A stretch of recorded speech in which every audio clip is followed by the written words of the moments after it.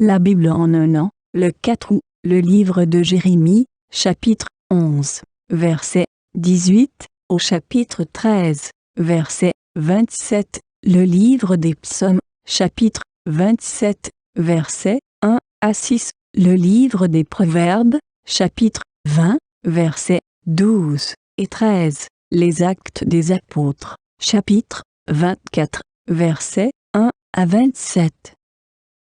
Le livre de Jérémie, chapitre 11. L'Éternel me l'a fait savoir et je l'ai su. À ce moment-là, tu m'as fait voir leurs agissements. J'étais comme un agneau confiant qu'on conduit à l'abattoir. J'ignorais les projets qu'ils avaient formés contre moi. Détruisons l'arbre avec son fruit. Supprimons-le de la terre des vivants et qu'on ne se souvienne plus de son nom. Mais l'Éternel, le Maître de l'univers, est un juste juge qui examine les reins et les cœurs. Je verrai ta vengeance s'exercer contre eux, car c'est à toi que j'ai confié ma cause. C'est pourquoi voici ce que dit l'Éternel au sujet des habitants d'Anatoth, qui en veulent à ta vie et qui disent, ne prophétise pas au nom de l'Éternel, sinon tu mourras de nos mains. Voici ce que dit l'Éternel, le Maître de l'univers. Je vais intervenir contre eux. Les jeunes hommes mourront par l'épée, leurs fils et leurs filles mourront par la famine. Il n'y aura aucun survivant, car je ferai venir le malheur sur les habitants d'Anatoth, l'année où j'interviendrai contre eux. Le livre de Jérémie, chapitre 12. Tu es trop juste, Éternel, pour que je lance des accusations contre toi. Je veux néanmoins parler de justice avec toi. Pourquoi la voix des méchants conduit-elle au succès? Pourquoi tous les traîtres vivent-ils en paix? Tu les as plantés, ils ont donc pris racine. Ils vont bien, ils produisent donc du fruit. Tu es près de leur bouche, mais éloigné de ce qu'ils sont. Et toi, Éternel, tu me connais, tu me vois. Tu examines mon cœur, il est avec toi. Réserve-les comme des brebis qu'on doit égorger, et mets-les à part pour le jour du carnage. Jusqu'à quand le pays sera-t-il endeuillé, et l'herbe de tous les champs sera-t-elle desséchée? À cause de la méchanceté de ses habitants, les bêtes et les oiseaux disparaissent. Ils disent, il ne verra pas notre fin. Si tu cours avec des piétons et qu'ils te fatiguent, comment pourras-tu lutter avec des chevaux? Et si tu ne te sens en sécurité que dans une région paisible, que feras-tu sur les rives luxuriantes du Jourdain? En effet, tes frères et ta famille te trahissent eux aussi. Eux aussi, ils crient à pleine voix derrière toi. Ne les crois pas quand ils te diront des paroles amicales. J'ai abandonné mon temple, j'ai délaissé mon héritage, j'ai livré l'objet de mon amour aux mains de ses ennemis. Mon héritage s'est comporté envers moi comme un lion dans la forêt. Il a poussé ses rugissements contre moi. C'est pourquoi je l'ai pris en haine. Mon héritage a été pour moi un rapace tacheté. Aussi les autres rapaces viennent-ils de tous côtés contre lui. Venez, rassemblez tous les animaux sauvages, amenez-les pour le festin. De nombreux bergers ont détruit ma vigne, ils ont piétiné mon champ, ils ont réduit le champ de mes délices en un désert inhabité. On en a fait une terre dévastée. Il est en deuil, il est en ruine devant moi. Tout le pays est dévasté, parce que personne ne l'a pris à cœur. Sur toutes les hauteurs du désert arrivent les dévastateurs, car l'épée de l'Éternel dévore le pays d'un bout à l'autre. Il n'y a de paix pour personne. Ils ont semé du blé et ils récoltent des ronces, et se sont fatigués sans que cela leur soit utile. Si vous devez avoir honte de vos récoltes, c'est à cause de la colère ardente de l'Éternel. Voici ce que je dis, moi, l'Éternel, sur tous mes méchants voisins qui attaquent l'héritage que j'ai donné à mon peuple, Israël. Je vais les arracher de leur terre et leur arracher la communauté de Juda. Mais après les avoir arrachés, j'aurai de nouveau compassion d'eux. Je les ferai revenir chacun dans son héritage, chacun dans son pays. Et si de la même manière qu'ils ont enseigné à mon peuple à prêter serment au nom de Baal, ils apprennent sincèrement à suivre les voies de mon peuple, jusqu'à prêter serment par mon nom en disant « L'Éternel est vivant », alors ils auront leur place au milieu de mon peuple. En revanche, s'ils n'écoutent rien, j'arracherai une telle nation Je l'arracherai, je la ferai disparaître, déclare l'Éternel. Le livre de Jérémie, chapitre 13. Voici ce que m'a dit l'Éternel. Va t'acheter une ceinture de lin et mets-la autour de ta taille, mais ne la trempe pas dans l'eau. J'ai acheté la ceinture conformément à la parole de l'Éternel, et je l'ai mise autour de ma taille. La parole de l'Éternel m'a été adressée une deuxième fois. Prends la ceinture que tu as achetée, qui est autour de ta taille, puis lève-toi, va vers l'Euphrate, et là-bas, cache-la dans la fente de rocher. J'y suis allée et l'ai cachée près de l'Euphrate, comme l'Éternel me l'avait ordonné.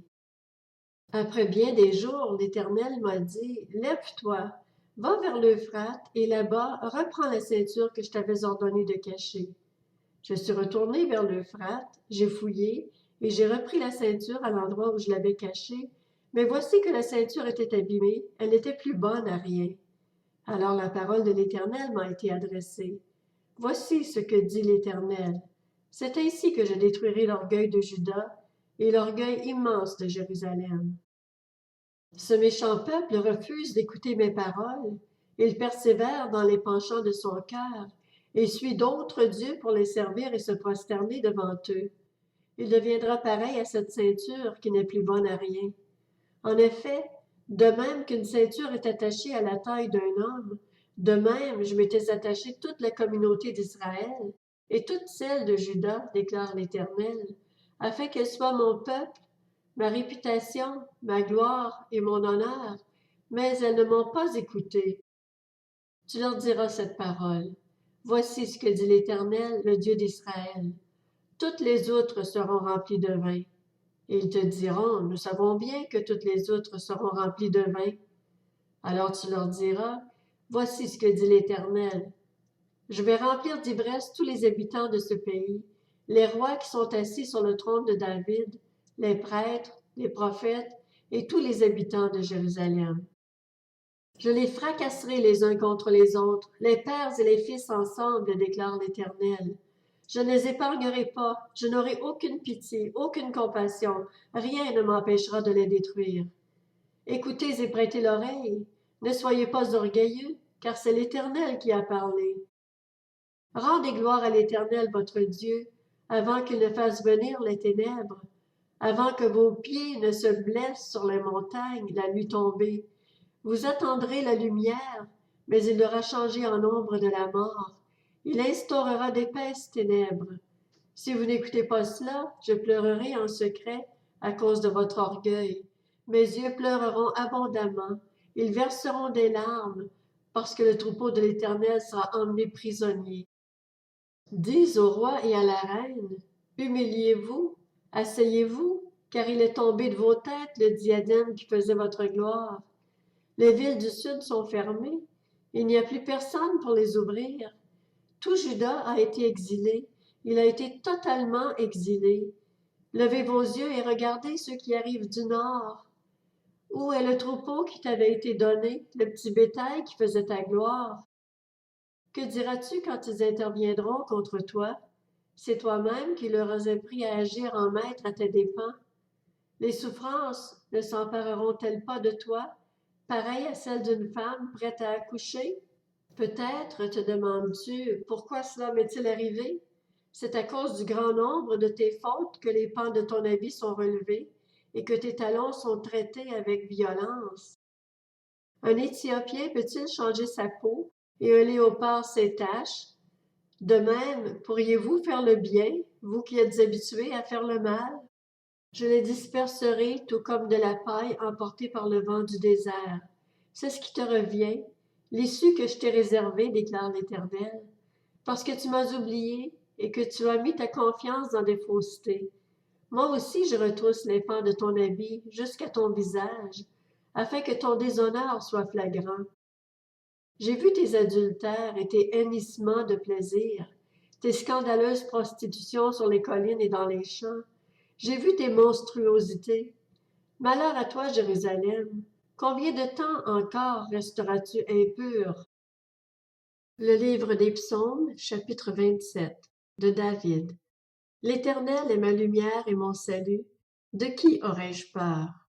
L'Éternel est le soutien de ma vie. Qui devrais-je redouter? Quand des méchants s'avancent contre moi pour faire de moi leur proie, ce sont eux, mes persécuteurs et mes ennemis, qui trébuchent et tombent. Si une armée prend position contre moi, mon cœur n'éprouve aucune crainte. Si une guerre s'élève contre moi, je reste, malgré cela, plein de confiance. Je demande à l'Éternel une chose, que je désire ardemment. Je voudrais habiter toute ma vie dans la maison de l'Éternel, pour contempler la beauté de l'Éternel et pour admirer son temple, car il me protégera dans son tabernacle le jour du malheur. Il me cachera sous l'abri de sa tente. Il m'élèvera sur un rocher. Déjà, ma tête se dresse au-dessus des ennemis qui m'entourent. J'offrirai des sacrifices dans sa tente avec des cris de joie. Je chanterai, je célébrerai l'Éternel. Le livre des Proverbes, chapitre 20. L'oreille qui entend et l'œil qui voit, c'est l'Éternel qui les a faits l'un et l'autre. N'aime pas le sommeil, tu risquerais de t'appauvrir. Garde les yeux ouverts et tu seras rassasié de pain. Actes des apôtres, chapitre 24. 5 jours après, le grand prêtre Ananias descendit à Césarée avec des anciens et un avocat du nom de Tertulle. Ils portèrent plainte contre Paul devant le gouverneur. Paul fut convoqué et Tertulle se mit à l'accuser en disant: « Grâce à toi, très excellent Félix, nous jouissons d'une paix profonde et cette nation a obtenu des réformes salutaires grâce à tes soins prévoyants. Partout et toujours, nous les accueillons avec une entière reconnaissance. Mais pour ne pas te déranger davantage, je te prie dans ta bienveillance de nous écouter quelques instants. Nous avons découvert que cet homme est une peste. Il provoque des révoltes parmi tous les Juifs du monde. C'est un chef de la secte des Nazaréens. Et il a même tenté de profaner le temple. Nous l'avons arrêté et nous avons voulu le juger d'après notre loi. Mais le commandant Lysias est arrivé. Il l'a arraché de nos mains avec une grande violence et a donné l'ordre à ses accusateurs de venir devant toi. Tu pourras toi-même, en l'interrogeant, reconnaître le bien fondé de toutes les accusations que nous portons contre lui. Les Juifs appuyèrent ce réquisitoire en déclarant que c'était bien exact. Lorsque le gouverneur lui fit signe de parler, Paul répondit: « Je sais que tu es juge de cette nation depuis de nombreuses années, et c'est avec confiance que je prends la parole pour défendre ma cause. Comme tu peux le vérifier, il n'y a pas plus de 12 jours que je suis monté à Jérusalem pour adorer Dieu. Ni dans le temple, ni dans les synagogues, ni dans la ville, on ne m'a trouvé en train de discuter avec quelqu'un ou de provoquer un soulèvement de la foule. Ils ne peuvent pas prouver ce dont ils m'accusent maintenant. Je t'avoue bien que je sers le Dieu de mes ancêtres selon la voie qu'ils appellent une secte. Je crois tout ce qui est écrit dans la loi et dans les prophètes. Et j'ai en Dieu l'espérance, comme ils l'ont eux-mêmes, qu'il y aura une résurrection des justes et des injustes. C'est pourquoi je m'efforce d'avoir constamment une conscience sans reproche devant Dieu et devant les hommes. Après une absence de plusieurs années, je suis venu pour apporter des dons à ma nation et présenter des offrandes. C'est alors que quelques Juifs d'Asie m'ont trouvé dans le temple. J'avais accompli la cérémonie de purification et il n'y avait ni attroupement ni tumulte. C'était à eux de se présenter devant toi et de m'accuser s'ils avaient quelque chose contre moi. Ou bien que ceux qui sont ici déclarent de quel crime ils m'ont trouvé coupable lorsque j'ai comparu devant le Sanhédrin, à moins qu'il ne s'agisse uniquement de la parole que j'ai lancée au milieu d'eux. C'est à cause de la résurrection des morts que je suis aujourd'hui mis en jugement devant vous. » Félix, qui était parfaitement au courant de ce qui concernait cet enseignement, les renvoya en disant: « Quand le commandant Lysias sera venu, j'examinerai votre affaire. » Il donna l'ordre à l'officier de garder Paul tout en lui laissant une certaine liberté et de n'empêcher aucun de ses proches de lui rendre des services ou de venir le voir. Quelques jours plus tard, Félix vint avec sa femme Drusille, qui était juive, et il fit appeler Paul. Il l'écouta parler de la foi en Christ.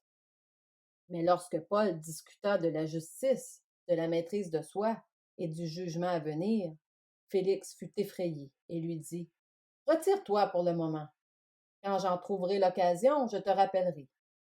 Il espérait en même temps que Paul lui donnerait de l'argent pour qu'il le relâche. C'est pourquoi il le faisait venir assez souvent pour s'entretenir avec lui.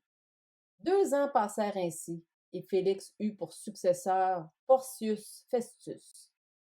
Dans le désir de plaire aux Juifs, Félix laissa Paul en prison.